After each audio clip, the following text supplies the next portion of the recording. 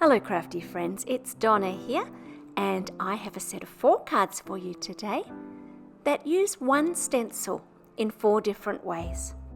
We've got some nice restful colours, some beautiful restful music composed by my son Darcy, so sit back and relax and enjoy the cards. The stencil that I'm using today is from Paper Rose and it's called Floral Borders.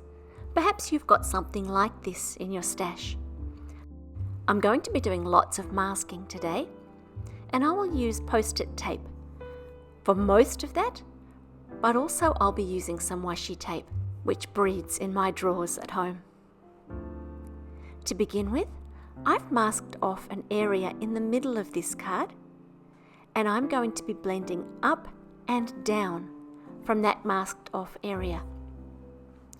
I've chosen some really gentle colours for today's cards.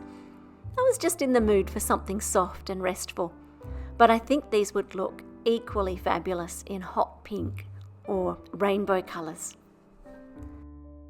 You can see here that little strip of tape that I have in the middle, and now I'm going to flip the stencil around and work above that tape. I'm placing it so that the design actually overlaps onto the tape so that we get a nice straight line where the design finishes.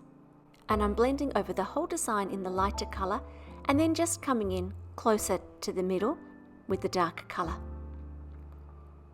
Once I've done that, I decided I would quite like to have some blending in the middle. It felt like too much of an empty space, and so I'm masking off now the outside just using some scraps of paper, and I'm going to come in and blend a strip through the middle. And I've chosen some pumpkin pie ink for that, because it's pumpkin season here in Australia. My bench is currently covered with pumpkins from our garden, and we're slowly working our way through them.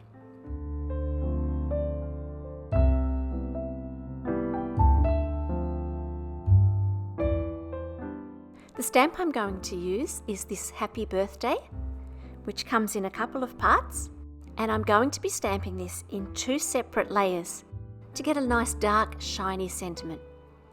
First of all, I'm stamping it in the blue. That's the same blue that I used for the darker colour in my ink blending, but you can see that when you stamp it, it comes out much stronger.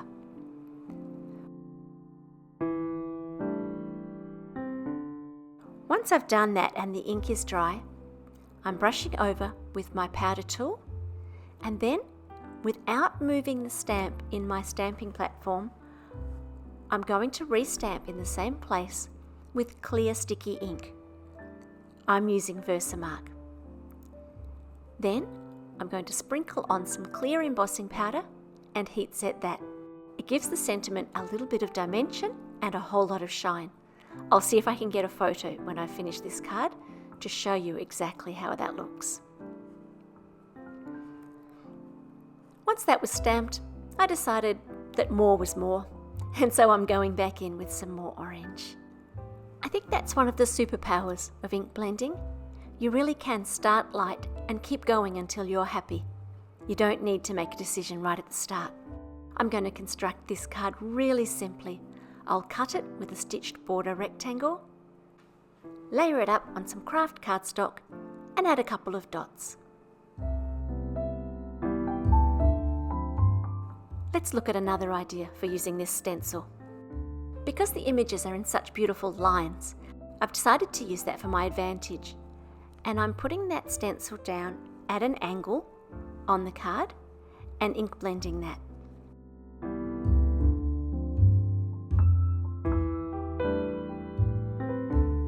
I'm going to continue to blend that up the page, but what I'm doing right now is just marking how wide it is and then adding an extra centimetre, so that just between this row and the one above, I'm going to have room to add my sentiment. I'm going to put all of the other strips closer together than this. I'm going to use the same colours throughout all of these cards. I love to experiment with different colours, but even more than that, I like a completed set of cards that just looks nice together in the photo. And so lately I've been tending to keep all of my cards the same if I'm making a set.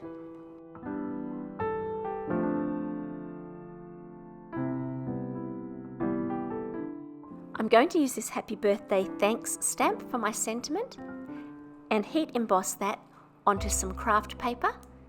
I also heat embossed it onto some brown paper so that I could make my decision later about which one I preferred. But in the end, craft was the winner. I had a couple of little missing spaces in my embossing powder, and so I'm just filling them in with a white gel pen. Then I'm going to use once again a stitched rectangle die to cut both the sentiment and that background panel and pop them up. For this next card I'm using a 6x6 card base from Paper Rose Studio, and I've used a circle die to lightly draw on a 4.5 inch circle. And I'm marking that in 8 equal places around the circle. Before I stencil onto each section, I'm just erasing the pencil because that ink will trap the pencil under it and I won't be able to erase it later. I've worked out that one of these flowers is about 1/8 of my circle, and so I'm working my way around, only ink blending the leaves. I've actually masked off the flowers at this stage. Once I'd ink blended a couple of these sets of leaves, I realized that it was going to not quite make it. And so all I did was I moved it very slightly out so that my circle would be a little bit bigger. You can't see it on the whole thing, but the first 2 motifs are a little bit closer to the center of the circle.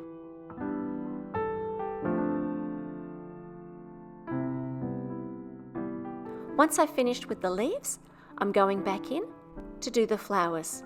My first attempt at masking used post-it tape and I couldn't see where to place the stencil. So I've gone back and masked with some washi tape, which has quite a few clear sections on it, so I can see what I'm doing.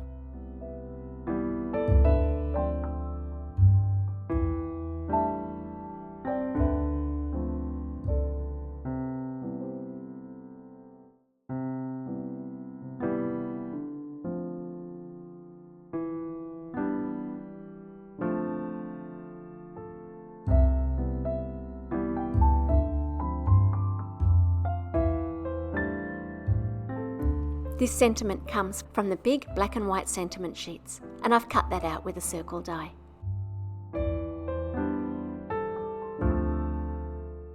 Let's have a look at another idea.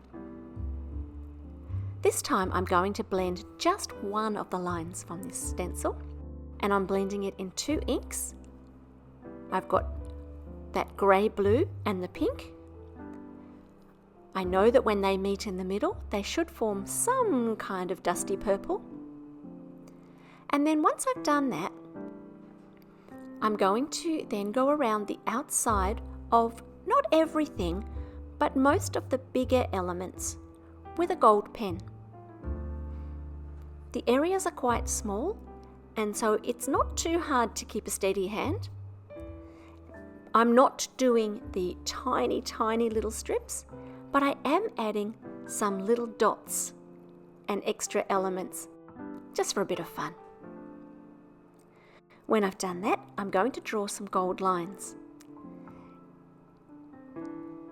And I'm yet to find a gel pen that doesn't stay wet on the ruler, and so I'm just giving the ruler a little bit of a wipe between lines.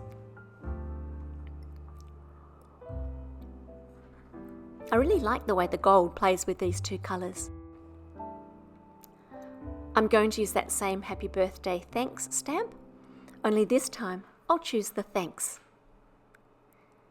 Because I have so much gold on this card, I'm going to heat emboss this in gold.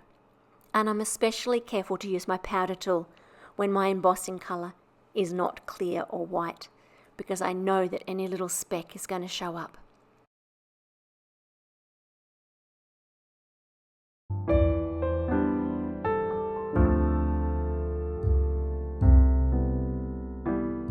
I'll heat set that, and once again, grab out those stitched rectangles.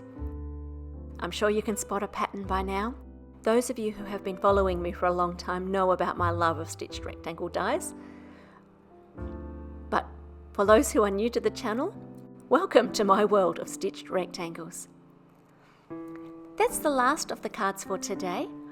Hopefully you've got some new ideas for using stencils in different ways. I'll be back soon with some more cards. Feel free to like and subscribe if you'd like to know about what's coming. Otherwise, I'll see you soon.